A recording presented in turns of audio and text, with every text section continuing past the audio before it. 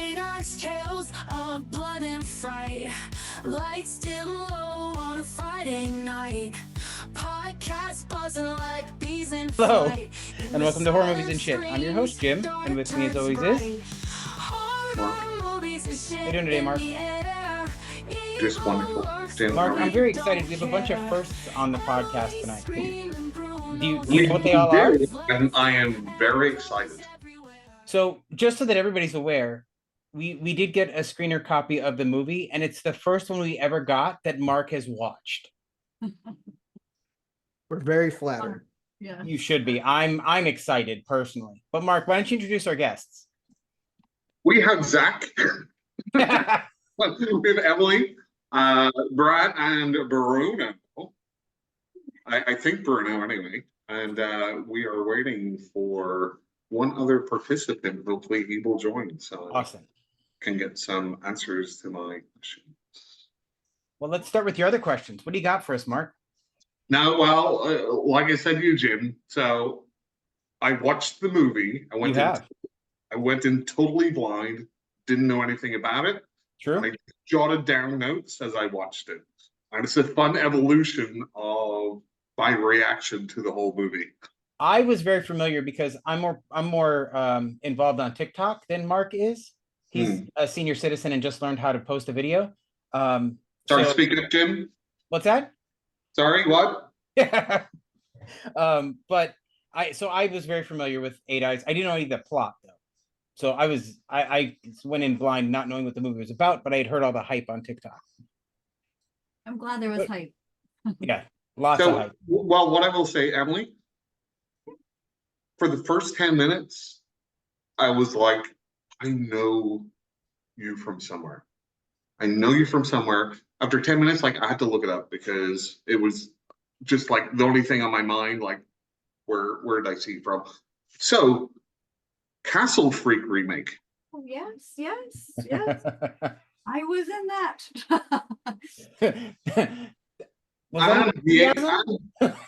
So that's what I remembered you from, but then I looked at your IMDb and I'm like, oh yeah, VHS 99. Yeah, yes. So this is the third movie I've seen you in. Oh, I love that. Well, thank you. I'm glad that you've seen some other things. That's actually really cool. A lot of the time people are like, what have you been in? I'm like, oh, this. They're like, what's that? I'm like, never mind. So I'm glad that you've seen some things. We have Bruno squared. Oh. Except one Bruno is muted. The other one is not. Bruno. Double the Bruno, double the fun. That is true. Yeah. Oh, see? Uh-oh. Sounds very Eight Eyes. Yeah, right. It does. That was very the whole Bruno. third act almost. Nice. So Mark, where do you want to start? I know the one thing. Wait. So Emily, Castle Freak. Did you watch the original? It's one of my favorites. Yeah, Jeffrey Combs and I think Barbara Crampton had something to do with the remake, right? She was a producer. She was there with us in Albania, and I got to meet her. She's amazing, just as amazing you would think. She's great. There's something very unnatural about her. There is. She doesn't age. Like she doesn't age. I think she's probably taken the reagent from Reanimator. Yeah. And she does not age. Yeah, she's stunning, and you're right. She does not age, and I hope that she can tell me her secrets.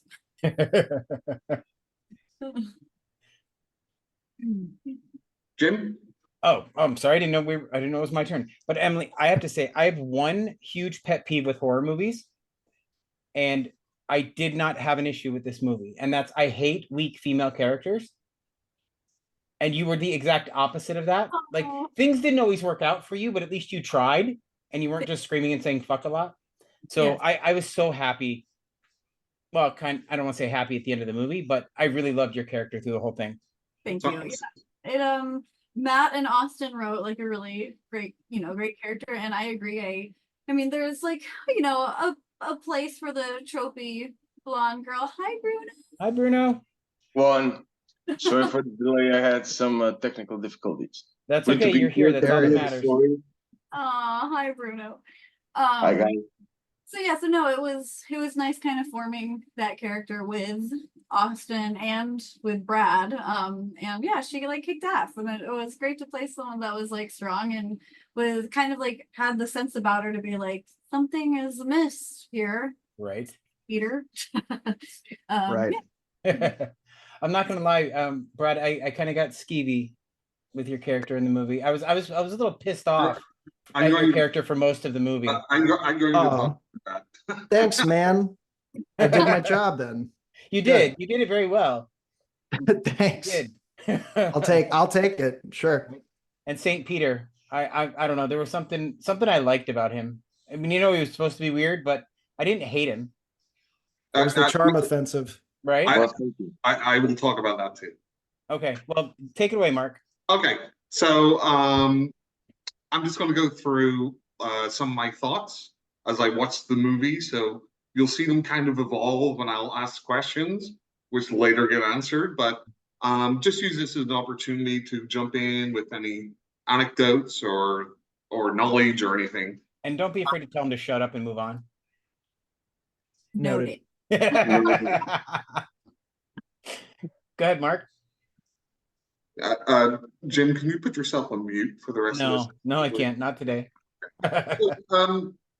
So the first thing, so I started watching the movie. I'm like, again, I went in totally blind.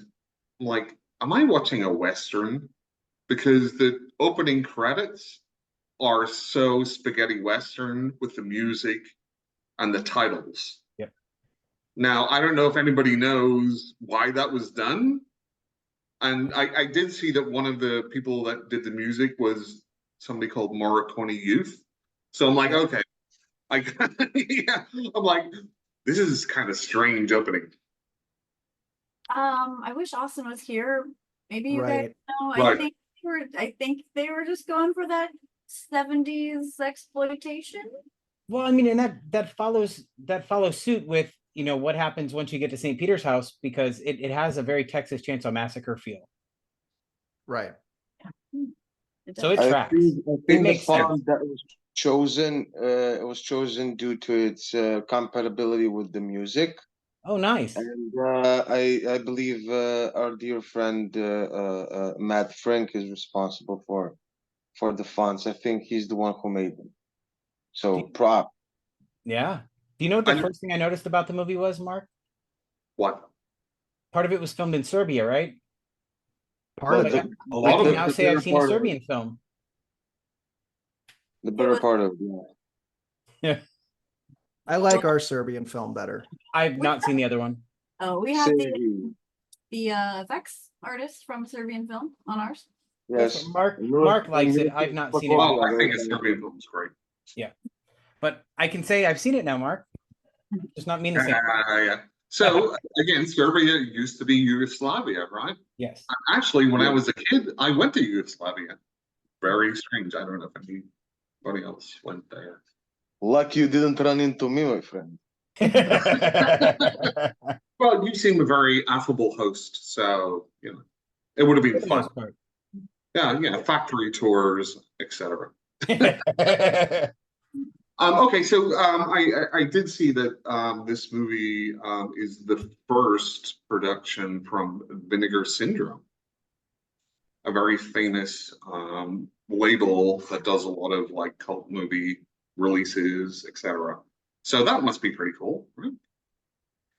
It's a big honor. They're a very prestigious company, and everyone who works there is great. We met them. I met most of them at Fantasia. They're a great group. They're very passionate about what they do, and it shows in the product. The Blu-ray itself, I'm waiting for my copy still, but from what I've seen, it looks amazing. The packaging, the artwork. Emily's on the cover, and she looks badass, of course. Yeah.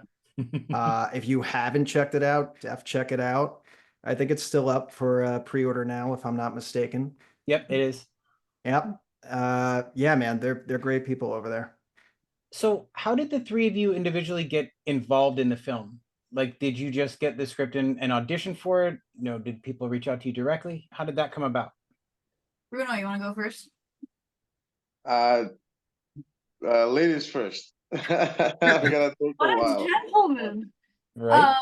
So I, as you had mentioned, I did a movie called Castle Freak. And so Not the Funeral Home were one of the producers on that, and Austin, who, you know, co-writer and director, edited Castle Freak. And so when they had this movie, I'm honored they thought of me. And they came to me and, you know, had me read the script to see if I was interested, and I will do anything that they ask me to do because I love them all so much. And so I read it, and after I read it, I was like, well, yeah, of course I'm not going to say no to this. So that's Right. why I involved. What about you guys? I have the pleasure of knowing Justin Martell, the producer of this film, personally. I've known him for, I think, for the better part of 20 years now. So we went to college together. He approached me. He said, listen, I have this project, and I have somebody who I think would fit you perfectly. So I think you should give it a look. Read the script. The guy, as you said earlier, was very annoying, and I was like, that's it. This is the guy. I was gonna say, Do it. that's a bit of a backhanded compliment. Yeah, Right. no, I listen, man, if the shoe fits. So yeah, no, it was very interesting. It grabbed me from the first page. And yeah, so I read some lines, sent them back to Justin, and I guess they liked what they heard, and here we are. Now I get to talk to you. Nice. What Yeah, about you, right? Bruno? Did Brad, you crushed Well, it. it's Thank you. a sort of interesting story. I met Justin Martell, I don't know, like 6 years ago or maybe more. I don't know. He was doing a tour on the Balkans, and he was scouting locations for potential shoots in the future. So we met in Skopje almost by accident.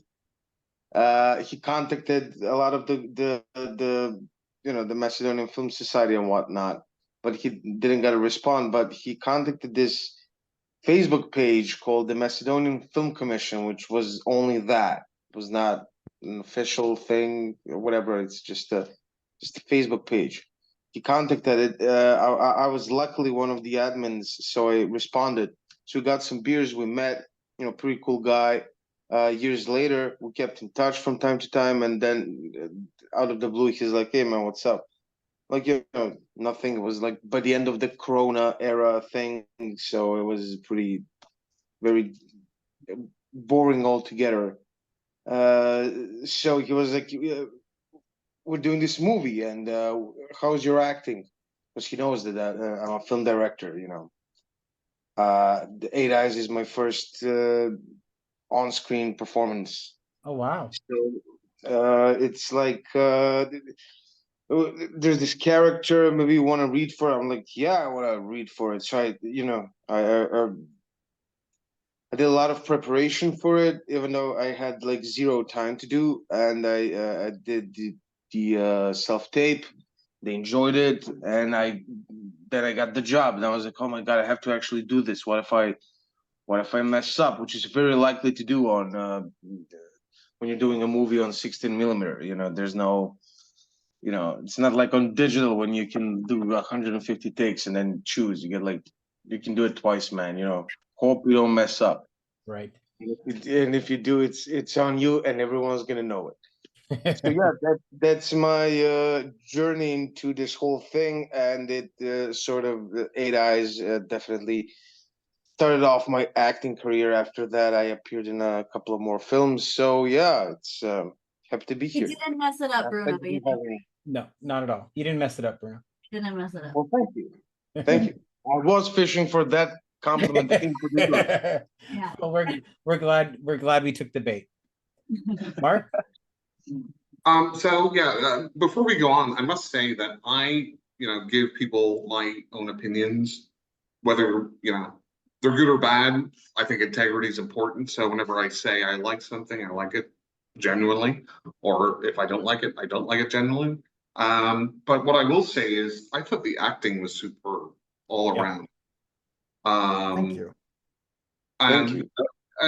in a lower budget movie, sometimes the acting could be a little, but you have to take that into comparison with the budget, right?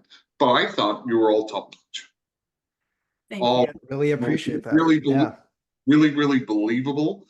And I think also the writing was very believable too, Mhm. to a certain extent, and we'll get to that. Okay, so I went into it blind. I'm like, okay, my first reaction was, what year is this set in?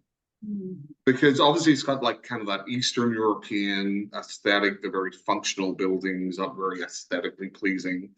We have Brad with his old camera, Right. kind of like fashions, that were probably around in the 80s more. The denim suit. Yeah. And I'm like, what year is this set in? And then it came up with the Serbia thing. I'm like, oh, okay, so it must be after, I think, 93. And then smartphones came out. But what that did, and I think what this movie does really well, is keep the audience off balance. Yep. Like you're not exactly sure what's going on. And that was like a lot of my experience. As I watched the movie, I'm like, I don't know what's happening next. You didn't? And then I'm like, oh, I think I know what's happening, but it didn't happen. But then something else happened. I'm like, okay, I knew that too. So I for a slow burn movie, which to me are very hit and miss, and this is very much a slow burn for me. You have to have interesting characters, interesting interactions, and some sort of intrigue going on. And I think this really captured all of those elements. Yeah, Nicely That's put. high praise. Yeah. I don't disagree. The only thing I was screaming at the thing a little bit because in most horror movies they never listen to the smart ladies. So I'm like, just listen to her. None of this would have happened if you would have just listened. We'll get to that too. Yeah, I think Austin and Matt did a really good job also of just having like, and Sean, our DP, just like of having this dread. Yeah. Even if nothing is happening, like you're still like, wait, something just doesn't feel right. And Yeah, if exactly. Bruno St. Peter's like smiling at you, you're like, wait, he's so charming, but something's just, I don't feel right. And so I think they did a really good job of, because it is a slow burn, you have to have something to move it along. And I think that dread is what kind of keeps people like, wait, something just isn't right here. You are right. It is masterfully. Jump in, put your finger on it. Yeah, exactly. It keeps you very uncomfortable for a lot of the movie because you just don't know how wrong something's going to go wrong. You just don't know when or what. It's like an underlying social anxiety. Yeah. And Brad, I have to ask you, like, because I was watching it and I'm like, okay, Brad's a very interesting character. Or sorry, your character Gav, yeah. playing a very interesting I am too, but yeah, Gav. Because as I was watching it, I'm like, okay, well, he just gets pushed around a lot. And it's Emily's character and St. Peter kind of like pulling you and pushing you either way. I'm like, either he is somebody who's very easily influenced, or he's somebody that whenever there's like another male character around, he has to like be like the bro and kind of go with him. So I don't know. Does that make any sense? Or No, that's exactly it. He's a desperate character. Obviously it's a desperate situation for the both of us, for Emily and I. But I'm still trying to keep my wife interested, keep that relationship going. So I'm trying to impress her. I'm also trying to impress this new scary dude who I don't know, what his agenda is, but I really just want to, win his approval. So yeah, Gav is just, he gets pushed around, but he does it to keep things afloat, I guess, in a way. I feel there's a certain part in the movie where it's almost like St. Peter's given you like this, like arrogance or self-confidence to go your own way and just say, hey, Emily, just what are you doing? Just whatever. Like, and I don't think it's your character from the start. So it's almost like hanging out with this guy has had an effect on your character. Well, yeah, also the character's loaded for a good part of the movie. That's He's true. under a lot of different influences.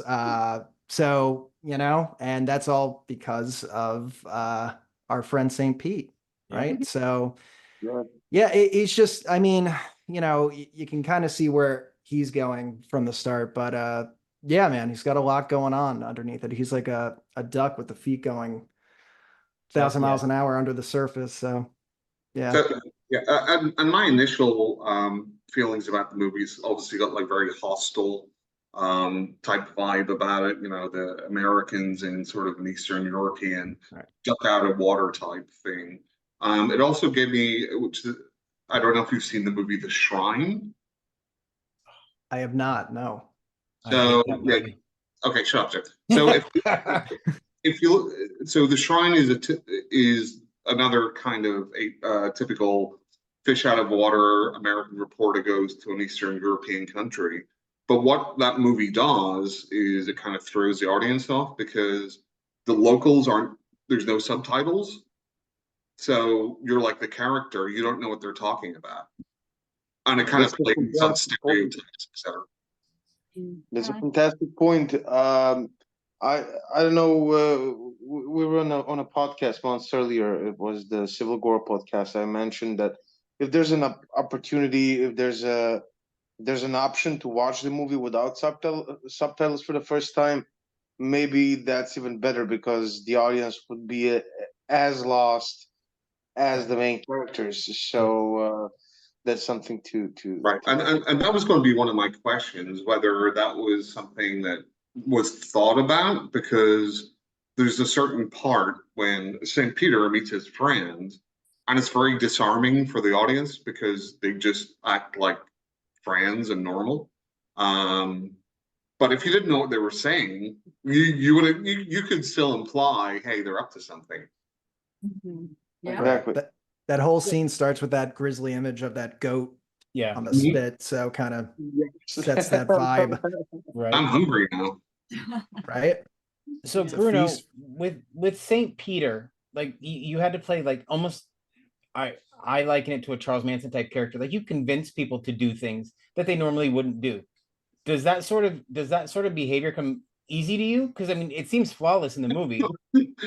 Like, What? and I don't mean that, but I mean the charm and being influential to people like that, not necessarily luring them to their death. It's like, hey, you played that serial killer role really well. Is that kind of Yeah, no, I don't mean that. I just mean that the I would charm like and you all to that play kind of stuff. down to the station. So What's you that? played it too convincingly. No, Saint Peter is in a lot of ways very, very different from who I am as a person, and in other ways, he's very much like myself. So I borrowed stuff from myself as well as from other people that I know, friends or foes, and basically, I was thinking about the idea that this guy he needs to. He's not used to getting what he wants, but he's used to going after what he wants, and ultimately you get better and better at it. So he knows what to say and what not to say when he's in contact with these people because he can read people very well, so he knows how to approach, he knows what to say, what not to say. He's very selective. He's a St. Peter is a social chameleon. He would Yes. scan you, he would try to figure out what makes you tick, and then he's gonna go out of his way to behave in a way that he would gain your trust, your friendship, and etc. So he's a very complicated guy. He's smiling all the time, which is yes, polite here, but in everywhere in the animal kingdom, if something is showing you your teeth Right. all the time, they do not mean you well. So I was kind of playing on that animalistic type of thing. That's why he smiles, so much. So he's using that as a tactic to disarm. We're like the same, just I'm a bit different because I'm from a different place, but we can relate, right? If so he kind of tries to get what he wants, and then he uses his knowledge and experience from life in order to act in a appropriate way. So yeah, he's a very complicated guy. Yeah. And he is a cult leader type of character. Yep. So he's very convincing and manipulative and very calculated. So yeah, it was a joy playing him. I bet. He reminded me almost of like a Hannibal Lecter or a Anton Chigurh from No Country for Old Men, where at one moment you can be charming, and then you're crazy. Right. Like, so and again, I think that's a great way to keep the That's a audience very on. good company. Thank you, sir. Mark, what do you Bruno got was next? totally committed to that part on and off the screen. He's like, I've been lucky enough to know Bruno, absolute sweetheart. But on that set, that was the St. Pete show. He was into that 1,000%. So it totally comes out in that performance. That's why it's so great. It really does, because later in the movie you really see both sides. Well, you know, when they're in the house where he gives you a compliment and then he just hits you in the face. Like Right. it's great. Yeah. I'm also glad to see, Bruno, that your eye has got better. Yeah, thank you. Yeah. I don't know, Bruno. It looks like you're in the shadows there. Are you hiding something from Oh, No, I'm good. Don't worry about it. us? I can hear screaming from some back room in there, Bruno. What's going on? No, it's just the neighbors, you know. It's Eastern Yeah. Europe, you know, everybody yelling all the time. It's don't even worry about this, you know. So I don't know, like as far as obviously it's very unusual name, Saint Peter. Do you know if there was any relevance to the actual Saint Peter, or is there any? I don't think it has. I don't, because actually, when you watch the movie, you can kind of notice that no one actually calls him Saint Peter. You know, I think maybe that's not his moniker in general. Maybe he was like, "Oh, Americans," you know. I'm gonna go with this one this time, and like Saint Peter in like American movies and in pop culture, whatever. It's often associated when you go to the pearly gates. Yeah. Who do you meet? You meet Saint Peter. So I think there might be a possibility where no one actually calls him that or knows him by that name. Maybe it's just what he chooses to go with this particular set of people. So I've thought about that more than actually trying to figure out what it all means, because that's a question for Matt and Right. Austin, but I think I was close enough. I mean, it could, if you think about it, I mean, St. Peter's the last person you see, right? So it does sort of fit. So yeah. Judgment Day and all. Yep, exactly. So one of the standout moments, I think, for me, is that whenever you take Emily and Brad to that factory, and they're doing the normal type of tourist thing, taking videos. Oh, look at this is cool. And you kind of like lose it, and you're like, do you realize what happened here? Like, it's not this fun tourism thing. People died here. And I just thought that was very interesting. You don't really see that a lot as far as tourism and going to like Auschwitz or whatever, and people just be, oh, and it's maybe a reflection on kind of today's social media. I must take a picture and have something here rather than understanding the history of the place. Yeah. Let's do this dance number on the Holocaust Museum in Berlin. You know, that's a sort of that type of thing. So yeah, I think that's you answered your own question. Yeah, I think you got it with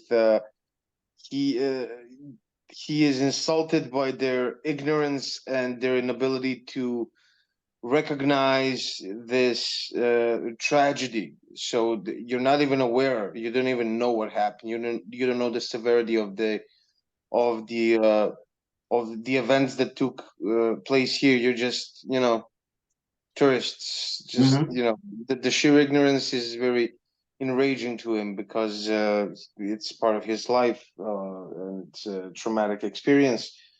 So he just goes off, starts ranting, starts showing both the audience and the main characters the that behind the facade and behind the masks, he's this very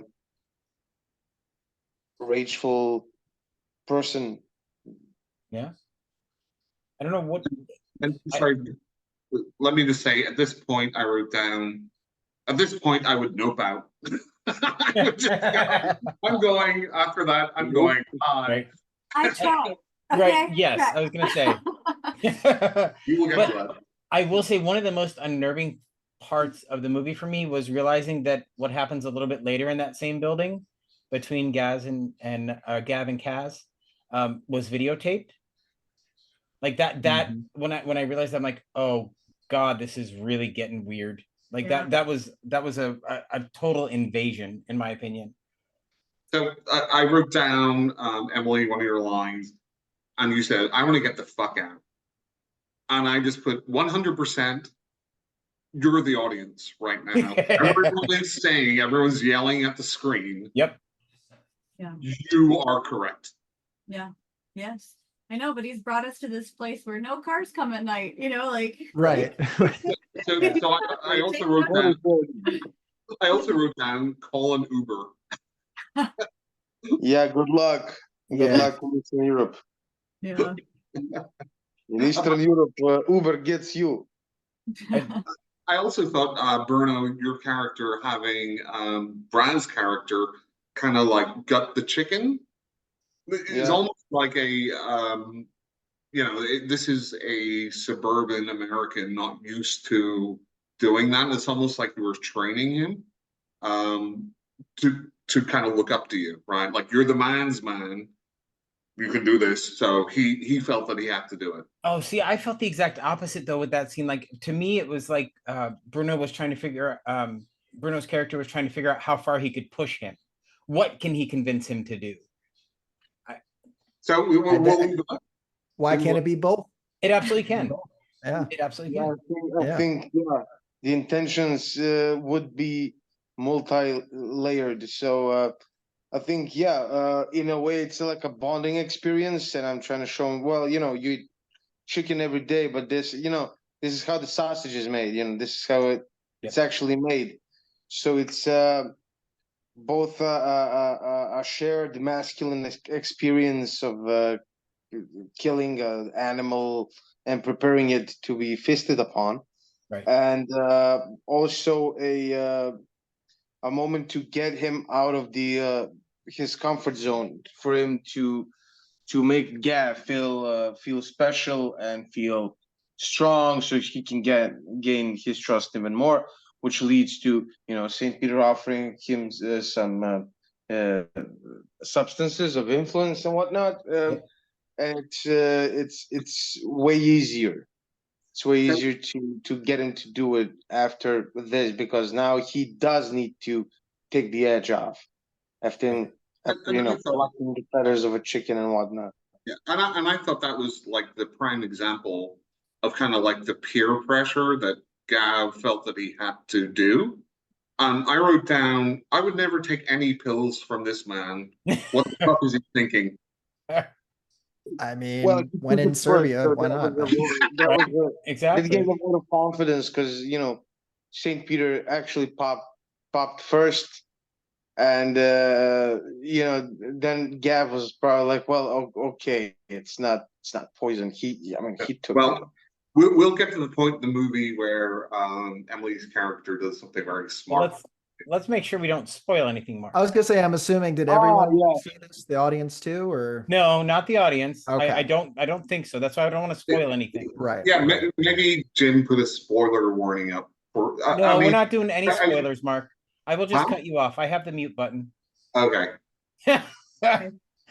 But so I do want to talk about the third act of the film, though. So what do you got, Mark? No. So I'm just going through my timeline. Yeah. And spoiler, I love the fake out of St. Peter driving away with cats. Oh my god. Right. because I'm like, oh my god, this is hostile now, and then it's like again keeping the audience, expectations, like off balance. Like, okay, you stopped. Okay, That so was it's that not was the one it was the one time I was glad we were limited to 1 or 2 takes on that whole shoot. I could not run to save my life. So I'm not gonna lie, when Emily and Brad's character had that scene in the hotel room where they're fighting and trying to figure out what they're gonna do, I was angry, Emily, angry that you still went looking for him after that. Well, he's my hubs, I gotta. yeah. We Got were it. up You towards got the it, end. Yeah, Kaz, I was not a Kaz fan at that point, but you did redeem yourself, so it's okay. Well, not you, Kaz. I mean, Yes, I know. I think, ultimately she does like love him, and Yeah. even though he's dragging his feet and not listening to her, she's not gonna leave him. yeah. And I'm much more jaded than that. I would have left his ass. So, Not mine. so again, Emily, I don't know, some actors try and come up with a backstory or get a backstory. Do you think that's like the first time that he kind of stood up to you and was like nasty? And maybe you were like, wow, never seen this before. Or do you think that's something that might have happened before? Because I got the I got the feeling Gav is not the sort of argumentative type. Yeah, I think he's more the pissy type than Yeah, argumentative. exactly. I was gonna So say the same thing. yeah. Brad and I had with Austin so many conversations about their relationship in general. And I think there were a lot of different iterations of what the relationship was and had been and is going to be. And we're, are we doing a fake marriage? Are we really married? Are we, like all of these things? And it was very, so there was, I think, in my own personal opinion, I thought that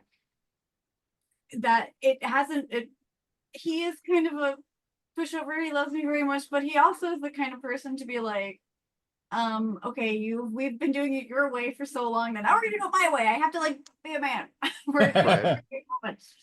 But This marriage is going to continue, damn it. Like that kind of Brad is your character, so you say more. You elaborate.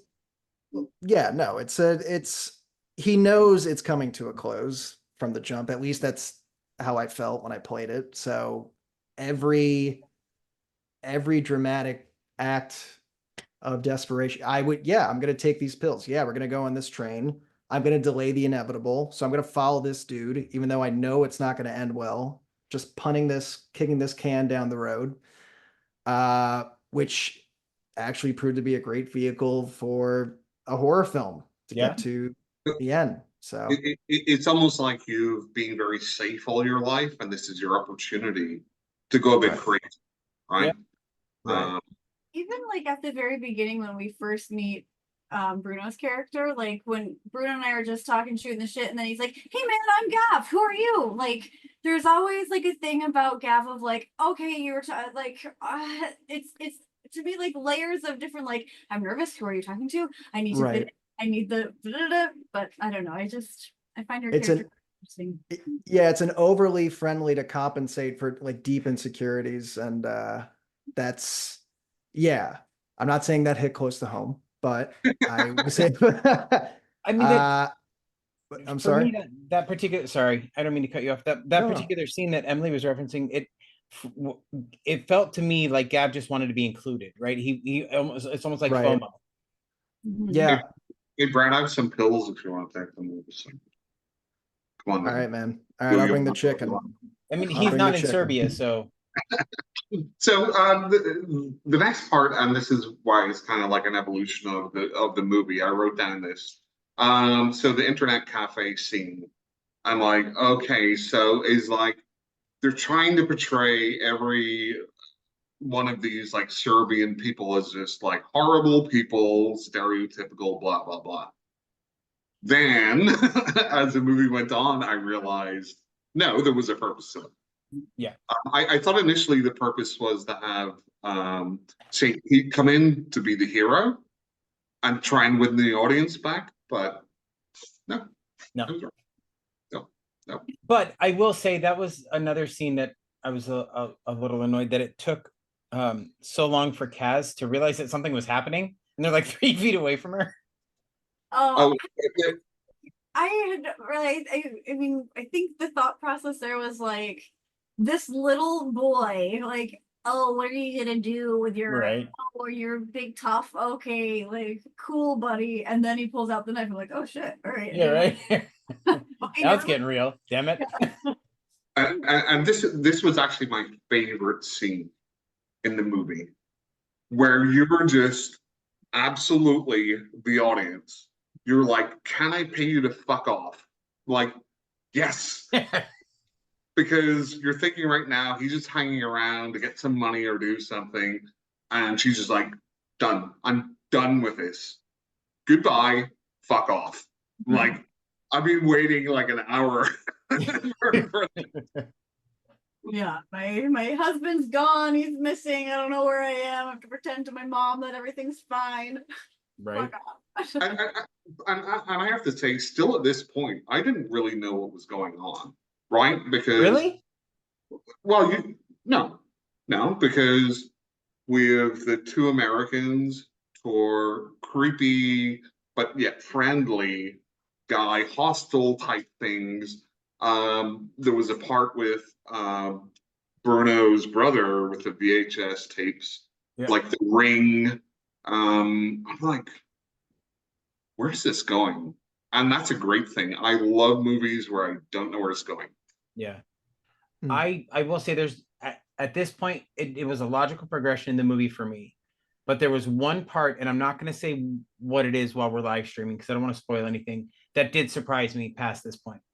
Like the rest of it's beautiful, but there's only one thing that actually shocked me at this point, and I'll tell you guys later before we get done. And I feel at this point the last third of the movie is all spoilers. Yeah, it is. So that's I why feel the first hour is all the build-up, and the last 20-30 minutes is the reveal. And it's not just that, like it gets trippy. Like it gets like an acid trip with the sound and all the lights and the voiceovers. Like it was heavy. Yeah, Austin did They a were great going job on through that. Yeah, it was Yes. beautiful. Absolutely. So Mhm. Emily, I have a question. How tough was it, all the physical stuff you had to do in the third act of this film? Like you must have been exhausted. It was exhausted. Yeah, Exhausted. I though genuinely like love that kind of stuff. I feel like it's almost easier than just normal dialogue in a way. uh-huh. But also not at all. So I think at that point, like genuinely love Brad and Bruno. I love them. And so when you're doing a scene, you know, and your husband is in peril, no spoilers. Right. I think it's like genuinely sad. I know it's fake, but it's like genuinely sad. And Bruno is like, he does such a great job of like being an asshole, but still charming, but an asshole. You know what I mean? And so I don't know, it when you're wrapped up in that, it like kind of just comes out naturally. But I mean, the set was really fun and everyone was super fun. And so there's like a lot of jokes. And so I just that day had to like stay away. I just had to like go sit in the corner Yeah, I by remember. I myself. remember. Yeah, and like listen to He didn't say sad. hi back to me. I was like, wow, it's fine. Yeah, we I was we like, were "Oh, all in our keep little doing- pockets. keep doing the Yeah. thing."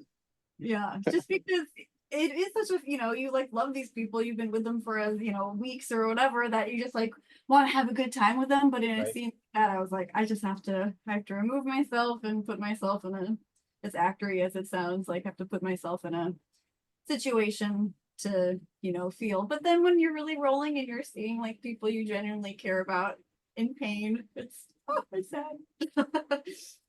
And It was, and I have to say, the special effects were phenomenal.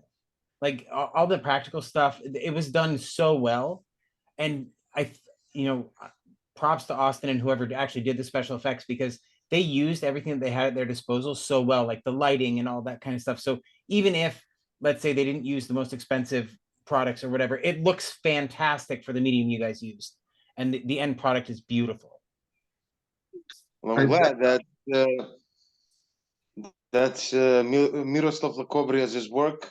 He is, as you guys mentioned before, he did the special effects on a Serbian film as well. So props to him, and as well as the Synergy group that was also working Right. on some of the effects on the film. So there were the practical effects. They were so well done, and they were so fun to be around. And I just kept my hands behind my back because I was like, I I, I always want to like touch it, I want to Right. touch it on, and you can't, So yeah, it was the whole thing was really fun, and I'm glad that it turned out the way it did turn out, because the end result is gorgeous. It really is.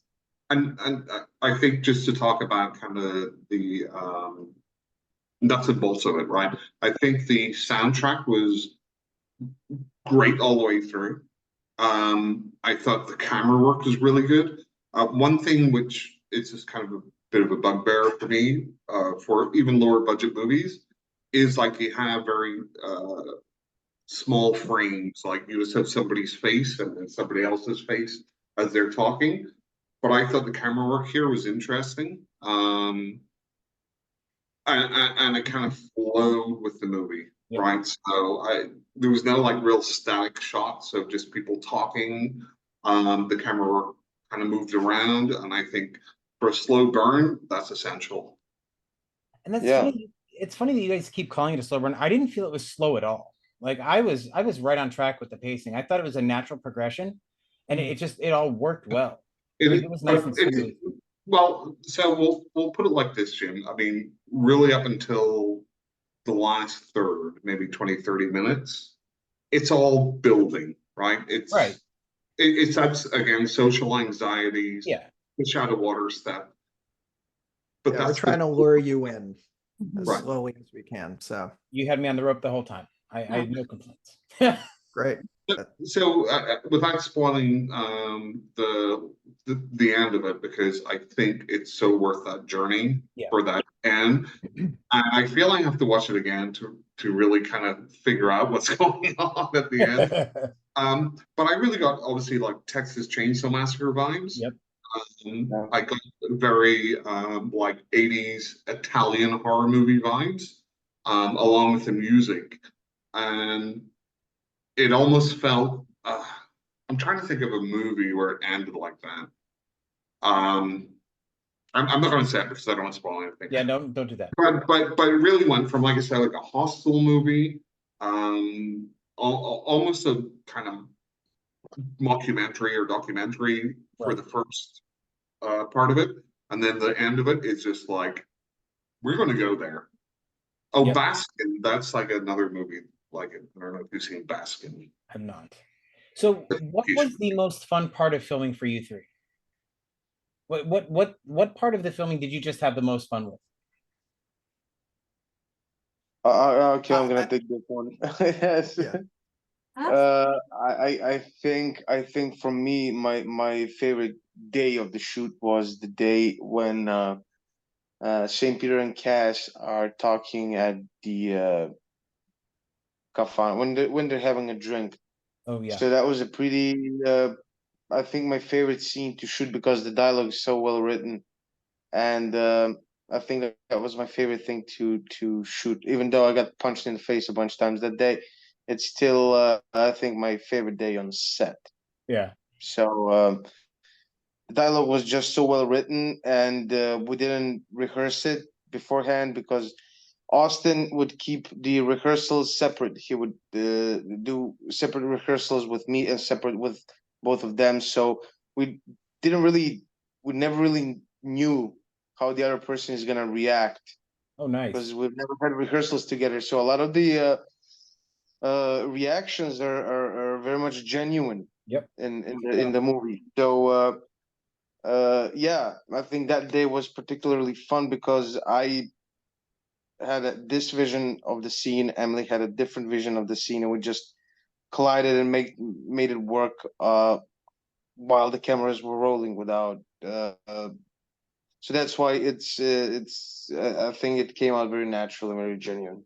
I will So that's say all. there's one line in that scene that like sort of had my mouth hang open a little bit when Kaz says to St. Peter, "Do you want to fuck him?" I'm like, what the hell? That was an option. Yeah. I was like, I didn't want to. No. it's a totally different movie. It is a Serbian film. It's just like you don't normally expect that kind of confrontation, right? And it was really fun to watch. Like that whole exchange was a lot of fun to watch. Like she wasn't afraid of anything in that entire exchange, and it was great. She was tired of everyone's shit. That's right. So here's a question. I always think whenever I'm watching a movie, like if I was making a movie or starring in a movie, how does it feel in the last day of your shoot? Are you like sad? Oh, you're not going to see these people again, or is it just on to the next project? Or I hope I'll work with them again? Or what's it like? It wasn't on the shoot. It was on the tarmac. It was at the airport. I was sitting next. It was such a quick shoot, and it was just day after day after day after day, long days, going from location to location, and you had no time to process really the situation at all. So I'm sitting on the plane next to Sean Dahlberg, and we just DP, and we're just sitting there. Then all of a sudden we just look at each other, and we're just like, "That was great. That was really great." And yeah, it's you guys saw it. I think it came out great. It did. So I very proud of it. So it wasn't until we got out of that situation altogether, it just sunk in. Yeah, I agree. It was, I mean, there's some shoots that I'm on that, I have a great time, and then I'm like, oh, it's nice meeting everyone, like, great, blah, blah, blah. But no, I mean, we all still talk to each other when this had like its world premiere at Fantasia, and I knew that both Brad and Bruno were coming, and then we like saw each other. I saw Brad from a distance, and we're like, Brad, and the whole airport was like, who are these people? And then we went out, and Bruno was there, and we're like, I genuinely love these people, like genuinely love them, and it was very, very hard to leave them. That's awesome. Well, I really hope you all come to Spooky Empire Convention. Hope you get invited so we can say hi. That would be amazing. That would I'm absolutely game. be amazing. Yeah. So is there any, I mean, this is kind of a tough question, but is there anybody that you haven't worked with in the industry that you really want to at some point in the future? So many. Scorsese's talented. Yeah. I don't know. It's a long list, but I don't know. What about you, Emily? Is there anyone you're dying to work with? Yes, Eli Roth. Would love to work with Eli Roth. Yeah, I saw a picture of Eli Roth from a couple of days ago. He was buying some stuff at Vinegar Syndrome, but even though, I zoomed in as much as I could. I could not buy in if Eight Eyes was among the I did too. The movies that he purchased. But if he's listening to this, watch the Of course he's listening to this. Yeah, of course. Mark, what else you got? Okay, so what is everyone's favorite horror movie? Ooh, that's We ask the difficult questions here on this podcast. Oh, absolutely. So bad. Yeah, very insightful. A rotating list. So I'll say top few. You don't have to say one. Currently. High Tension's always been one of my favorites because it's the only movie to have ever scared me. Oh. Reanimator. nice. Come to Daddy. And I also love not the new American version that they're making, but the original Speak No Evil. Interesting choice. Very cool. I have a question. If you like High Tension, have you read or seen the movie Intensity? Have you read the book or seen the movie? No. It's the exact same storyline. Oh, okay. Yeah, it's a Dean Koontz novel with what's the name of the actor? He was in Johnson McGinnis. Scrubs. Yes, and he's Johnson McGinnis great plays as a the- psychopath. The psychopath. You guys gotta send us a list of all these movies. I know, that I'm you're writing it down. referencing. Yeah, Intensity. yeah. You Yeah, guys that's- should have like a podcast. It's or hard to something. find because it was based on a movie. Write that down. It's You one of my wanna- you wanna favorite books by take him, over, and the movie was pretty. Bradford? The TV show was pretty. The miniseries was pretty good. Okay, cool. Thank you. What'd you say, Bruno? You wanna go next? Oh God. You want some more time, Bradford? No, I'll say Texas Chainsaw Massacre. Why not? That's the We talking mean, I- 74 or 2003? the sequel, the second one, Oh, okay. the one with Dennis Hopper. Okay, fair enough. No, the original, the OG. So, and I think we paid good tribute to that. And Yeah, I think you did. Bruno is the torchbearer to Leatherface, Mm-hmm. and that's great. Right after Eight Eyes, my favorite movie. Perfect. What about you, Bruno? I'm sorry. I also have a list, and sure, I'm gonna drop a few titles. That's okay. I did too. It's a very fluid list, you know. But yeah. Okay, horror, The Thing. I mean, I just love that movie. It's a Yeah. phenomenal film. Bone Tomahawk is Yep. another favorite. Devil's Rejects, big fan of that. I mean, that's it's even obvious. And I don't know. I think I'm gonna stick with those three for now, even though there's a bunch of other titles that are coming to mind right now. But I think, yeah, for the sake of the argument. Mark, tell him your favorite movie. Martyrs. Martyrs. Obviously the French version, right? Obviously, yes. I think it's almost the perfect horror movie. What It's was great. that? Loggers? What is this? Martyrs. Oh, Martyrs. I was Yeah. gonna say about like Loggers. lumberjacks or something. Oh, All right. His favorite movie's Unfriended. Nice. I love Martyrs. Martyrs is great. It's the first Yeah, it's extreme another movie I one. ever saw, and Mark forced me to watch it. It was beautiful. I loved it. Yeah, it's great. It's almost kind of like Eight Eyes as far as the audience doesn't know what's happening, right? And that's what I love. Like you're not sure where you're going. Yeah. And he's also a sucker for a bleak ending. Like he loves. Oh yeah, yeah. I love non-Hollywood endings.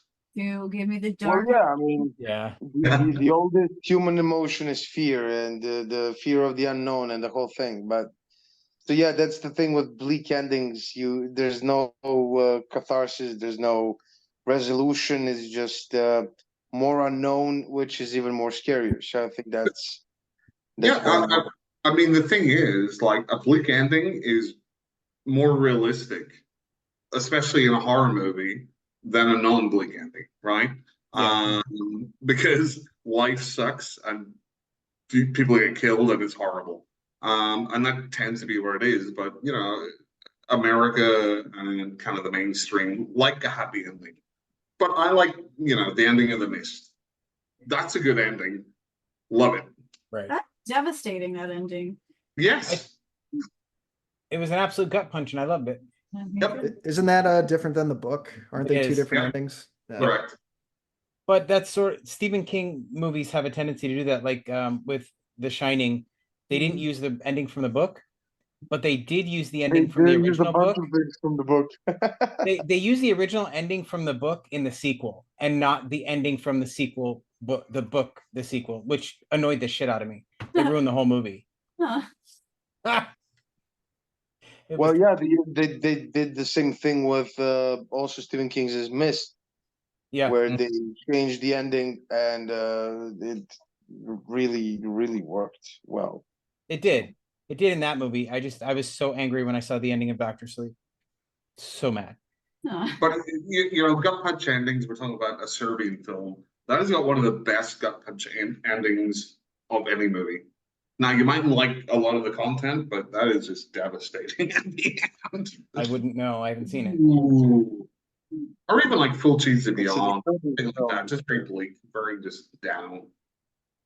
So Emily, I know you've been in several horror movies. Do you like acting in the horror genre? Is it because of your love of horror films, or is it just because you find them fun to make? No, well, all of it. I love them in general. That's like my favorite genre to watch. You should see my apartment. It's spooky, scary, Halloween every day. And I think they're the most fun to act in. As an actor, I'm not going to turn down a role, but I'm always like, is it horror? Right. It's my favorite to act in. I also think it's certainly the most fun, but also I think the hardest because you have to genuinely convince people when you're totally safe that you're not. And I love that challenge. I love practical effects. I love gore. The gorier, the better. I just want to be in a movie where I just have the most horrific death and am covered in all the guts and blood and just all of it. So Don't we? I was just going to ask, how did it feel being covered in blood for so much of this movie? not enough. Give Right. me more. Needed to be more. No. So yeah, I just genuinely love acting in it. I think you can do so much with horror. You can say so many things in horror with, subtext and Absolutely. substories and Yeah. metaphor upon metaphor. And I love it so much. Yeah. What about you, Brad? Do I like? Yeah, I love being in horror, of course. And you get to be as expressive as you want to be. You get to push that boundary of almost camp, almost. So it's a little liberating in that regard. I had a blast making this movie. I had a blast doing all the prosthetics, all the work going into that. Really gets you in a headspace that makes you want to like show up and show out every time you're on that set. So yeah, it was a blast. It's a thrill, and yeah, I love horror. That's awesome. Yeah. So, Bruno, I know you said this was your first time in front of the camera, but behind the camera, what sort of movies do you like to direct the most? Well, I've done this 1 minute horror movie. I did this my graduation film from film school was also a sort of a dark thriller, actually a horror movie as well. So, but I do like making comedies as well. So I'm very versatile in that point. I like extremes basically. Okay. So I would shoot this stoner comedy that, and the next movie is going to be a horror. Then I'm going to jump back to something more lighter, and so back and forth, because they're different mediums of expression, through, and they have their own unique, different styles that require different styles and skills in filmmaking in order to convey a proper genre film. So yeah, I like to, how do you say, do a little bit of everything. Okay. But in regards to acting in horror movies, yeah, I mean, I guess it's a different question for Emily and a different question for me and Brad, because I've been in like 3 movies. Brad has also, as far as I know, been in like 3 movies, Yes. and all of those movies are horror movies. So I haven't done anything outside of horror as an actor. So I can keep it going this way. I wouldn't mind. I just love making films, and I especially love making horror movies. There's a lot of heart in it, and it's a lot of fun being on set. Yeah. I meant to say as we're going through the movie without a spoiler, but a big round of applause for the guy that plays what I call a wax mask. Wax baby. I mean that's a brave actor that's I mean, doing a certain thing. I'm not going to say anything else. yeah, don't spoil it. But that No, I'm character, not going to in say and of anything itself, else. But that's- I'm like, that's get a on it. startling character. I'm like, For get sure. on it.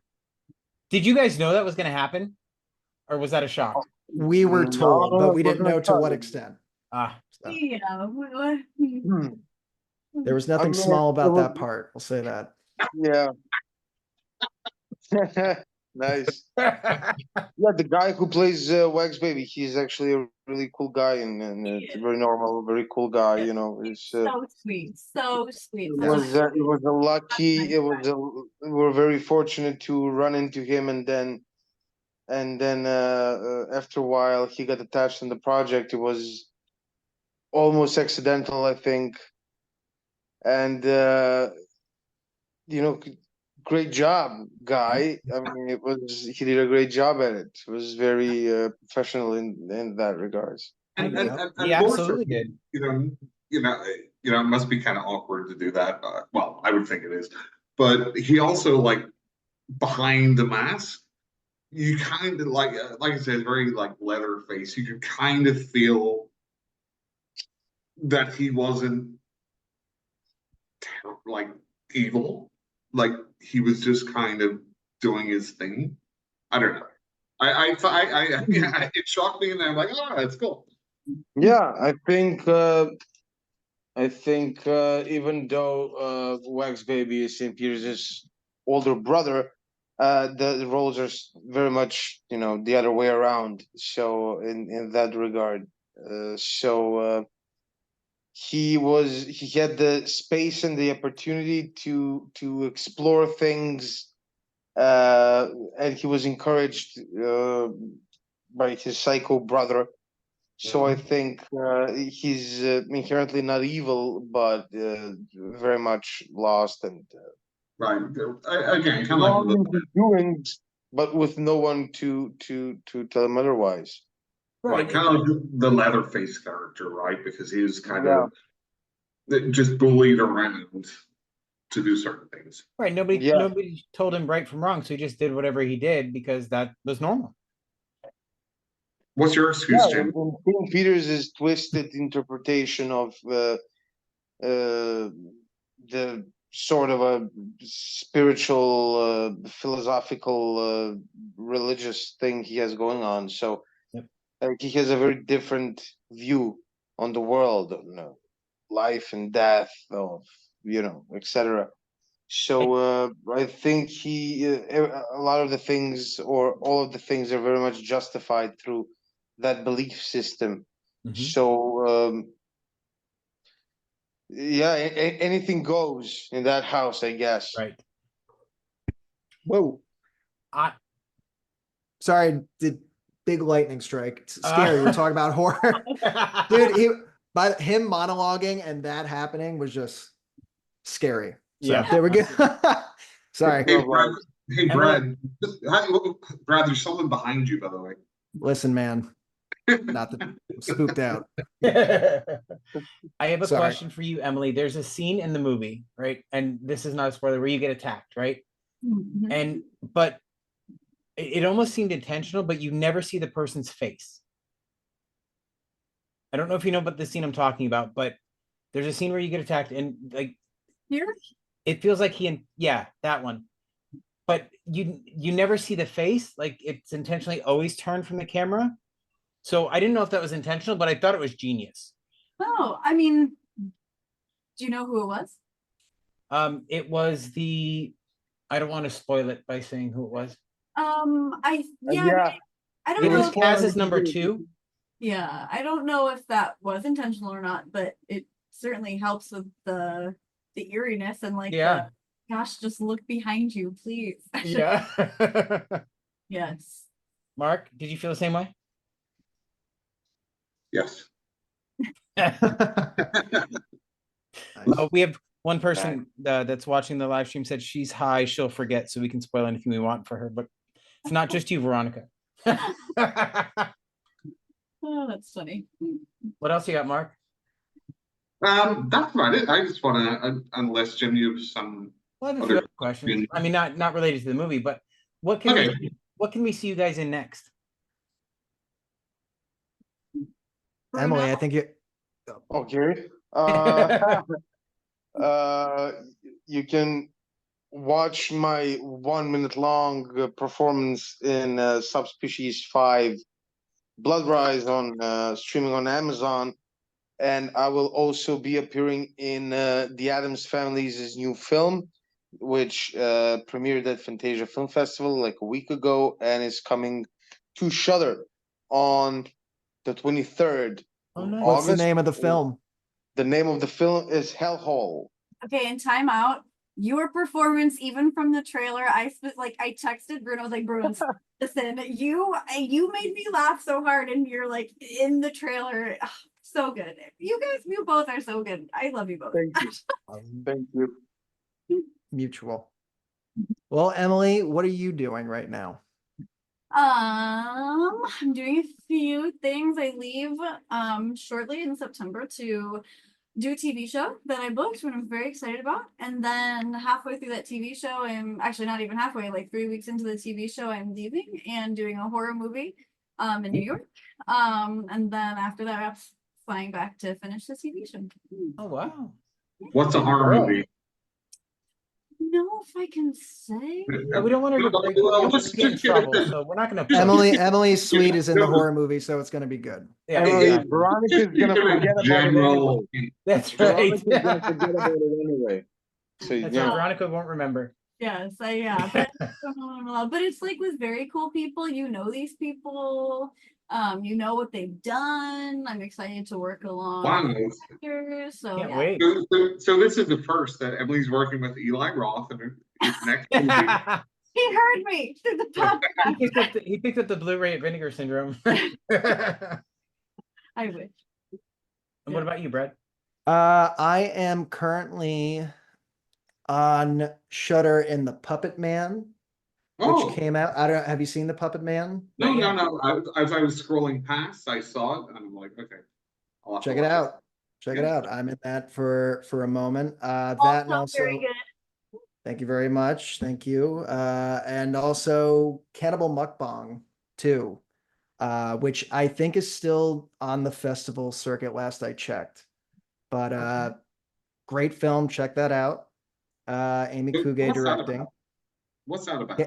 Cannibal Cannibal Mukbang? Mukbang. I don't know. They were very cryptic. So who knows? Yeah. Everyone's very tight-lipped on this podcast. I've seen the movie Cannibal Mukbang is a total must. I recommend it. I saw it on a festival, and it's a very fun and very gory movie, and it's what you expect and more of You it to said be. gory, I Tell mean, us what it's about. It's a cannibal who does mukbang. mukbang, filming yourself while eating. Did you not? I didn't know what a He mukbang does- was. yeah. But He doesn't get into it. The extreme stuff usually. well, it's extreme. Check it out. Yeah, it's good. Yeah. Mark, Yes, what are you doing? nothing. Just having a great time. I really appreciate you all spending your time with us. Of course. Love the movie. Thank you for having us. We'll be definitely watching your future projects, etc. And I hope all our audience, both of them, do that too. So before we stop the live stream, where can people follow you? Yeah. I'm on Twitter and Instagram, or X, I guess, and Instagram.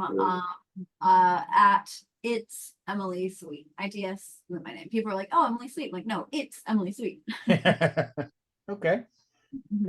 I am on Instagram. I am Islanders Like Me, which is my least favorite line from my least favorite Billy Joel song. So Islanders Like Me on Instagram. That works.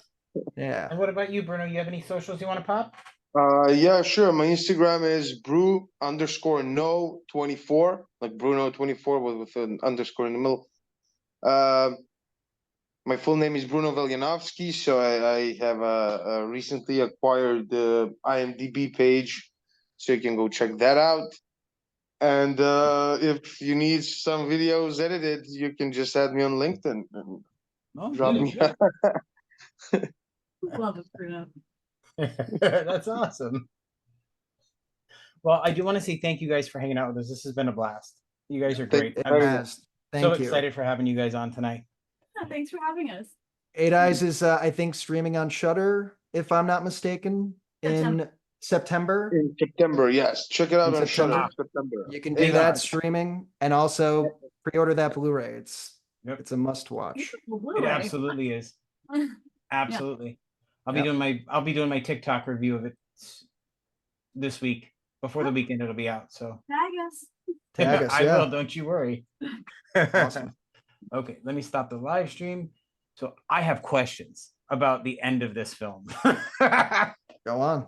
So Emily, your ability to be that tense for that long is amazing. Like Aw. I don't know how you just didn't give up, because that was insane. Thank you. I appreciate that. What was that just wax in the ear? Because I swear to God, the first when they did the first scene where they poured the wax or whatever it was in the first girl's ear, when you guys were both laying down in the white dresses, like it looked like they were melting hot dogs. I don't know what was in the cup, but it looked like a hot dog. And I'm The like, candle. was it just a candle? Okay. Yeah. I was like, that had to have been a candle. That could have been a hot dog. Like I don't know what they're pouring, but that's Jim. Hang on. So, have you ever got a hot dog and put a flame underneath it and wax came out? I no.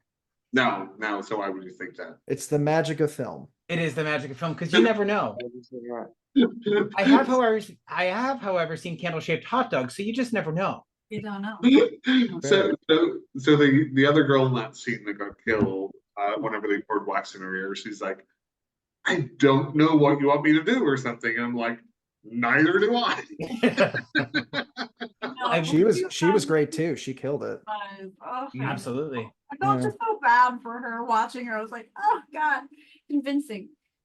There was one part, and Mark talked about this a little bit with the sound design, where when after they poured the wax in the ear, there was this high-pitched squeal, and I have tinnitus, so I kept having to turn the sound off for a minute to see if it was me with the TV. So, Well, how was watching this?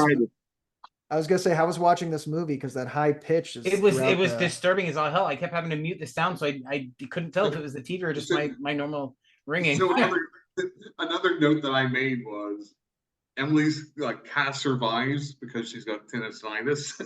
Yeah. Everything. Wait, say that again. Yeah, what? Wait, what? What did you say? Right.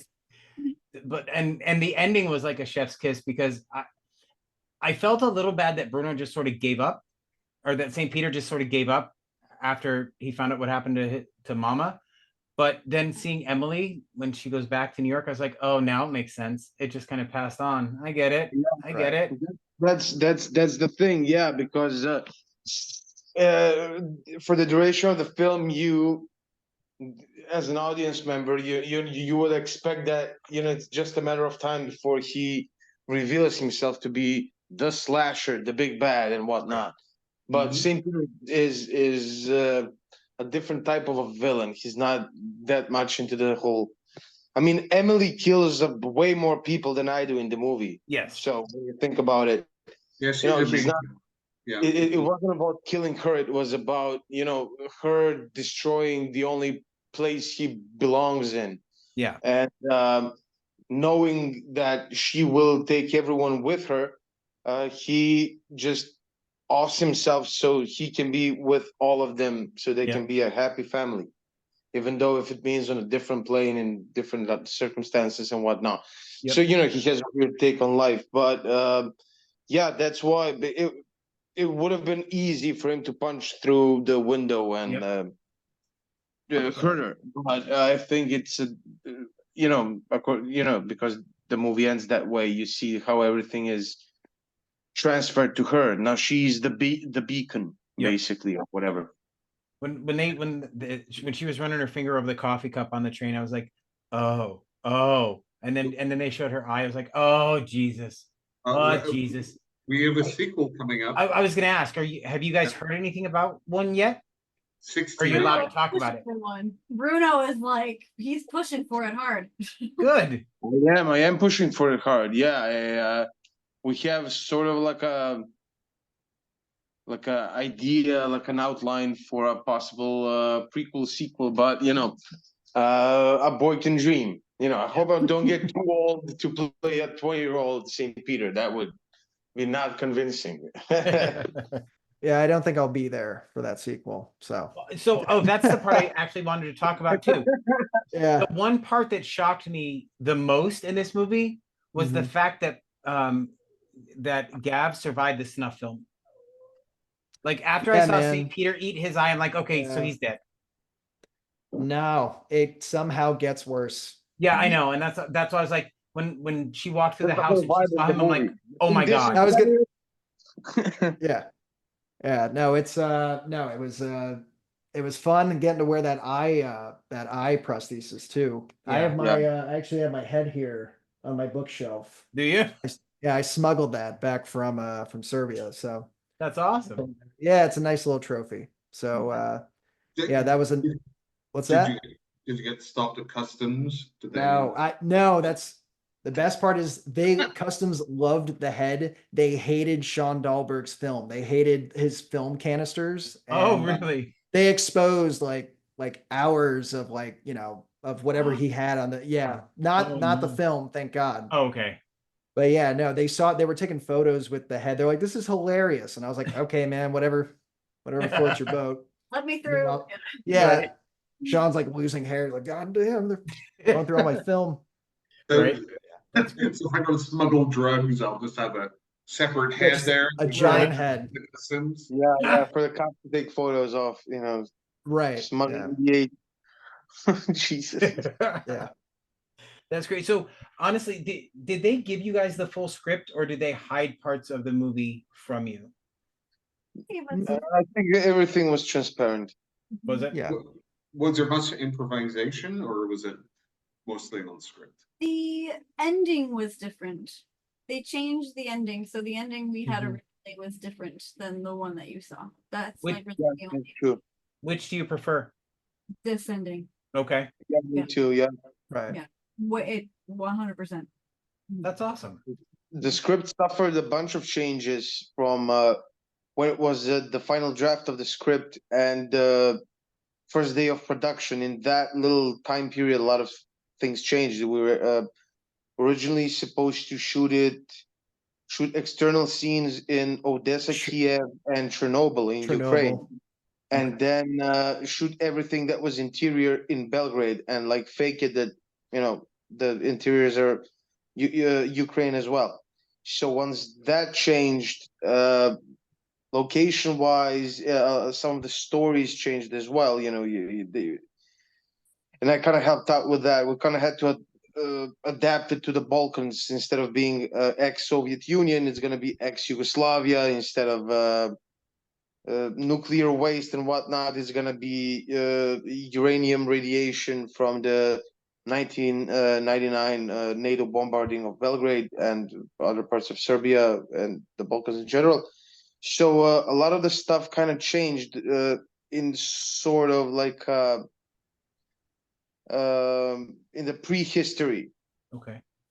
of the character of some of the characters and some of the backstory, but the movie as the movie basically this is the skeleton that we knew that we had from the beginning. It's basically the what turned out in the movie, but there were places of where some lines would be improvised a little bit in you know in consulting with the director, of course. And it was a very fluid shoot, and it's just better for it. All my corny catchphrases were I think were my only ad libs. Everything else was kind of true to the script. Starving like Marvin, stuff like that. That was the only Love like them. little I love Yeah. them. Love them. Like Marvin. Yeah. That's And, great. I mean, yeah. it's got to be nice when they give you a little bit of free range, right? Because that way you can really make the character your own. You can just add Right. little idiosyncrasies to it, not necessarily change the script, but at least make it a little bit more personal. Yeah, I think that's very important because it gets a bit more comfortable. And there's this line where we're doing this sort of like a rehearsal. Me and Austin, we were walking around Belgrade after midnight in November, so you can imagine it's quite cold. So I'll be totally in character, and we'll just hang out. He would ask me questions, and then how I would evade giving answers, how I would change subjects, and to be properly in character. So he just casually asks me, "So what's the weather like in Macedonia?" I'm like, "Well, we have sun for the flag." So he started laughing so hard, and he just added in, he's like, "That's going in the movie," and that got in the movie. That line. That's And great. it's in the trailer too. Yeah. That's Yeah. awesome. That's awesome. great. So so I don't know if you guys have a lot of experience filming in other locations, but what is it like filming in another country? I mean, there's so much more history over in Europe than there is here. So it has to be I would think it'd be amazing. Yeah, the only other time that I had filmed abroad was for Castle Freak in Albania. And so I mean, that was an incredible experience. And so to be able to go back to someplace, totally unique and different than from the States, it was beautiful and stunning. It's so much cooler over there. Right. Yeah. I agree. That was You are my all first welcome. time. What's up? You're all welcome. Okay. I'd love to go back. Yeah. Jim, Yeah. sorry, Jim, We would love to have you. what foreign countries have you been to? I'm sorry, what, Mark? What foreign countries have you been to? I've never been outside the US. So my plan to go to Scotland will be the first time I've been outside the US. Nice. Okay. Good for you. Mark's Where trying you to guys? brag because he grew up in Northern Ireland. Oh, I see. Yep. That's why we call him Nice. pretentious Mark. I've been all around Europe, so it's pretty cool. Nice. But I do want to say thank you guys so much for hanging out with us. And I'm going to go stalk you guys on social media now.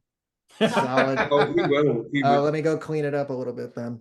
Nah, you don't have to clean up anything. Trust me. I've seen worse. Sweet.